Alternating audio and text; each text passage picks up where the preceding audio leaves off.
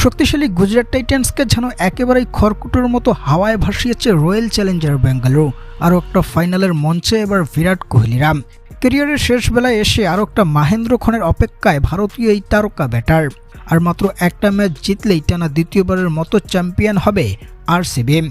দর্শক, 2026 আইপিএলের প্রথম প্লে অফে মাঠে নামে গুজরাট টাইটান্স ও রয়্যাল চ্যালেঞ্জার বেঙ্গালুরু, যেখানে শুরুতেই টসে জিতে ছোট বাউন্ডারিতে ব্যাটিং করতে কোহলিদের পাঠিয়ে দেন শুভমান গিল।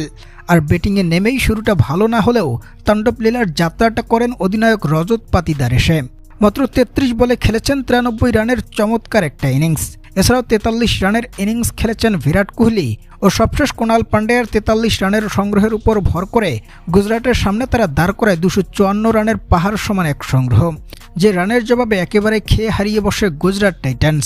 মাত্র 6 ওভারেই 5 উইকেট হারিয়ে সংগ্রহ করে তারা 51 রান এবং শেষ পর্যন্ত রাহুল তেবাটিয়ার 68 রানের উপর ভর করে 162 রানে অল আউট হয়ে যায় গুজরাট টাইটান্স।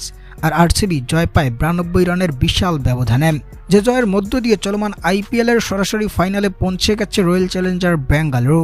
তবে গুজরাটের সামনে আরও একটা সুযোগ আছে এখনও, যেখানে দর্শক আরও একটা ফাইনালের মঞ্চে পৌঁছে যাওয়া রয়্যাল চ্যালেঞ্জার বেঙ্গালুরু পারবে কি টানা দ্বিতীয়বারের মতো চ্যাম্পিয়ন হতে।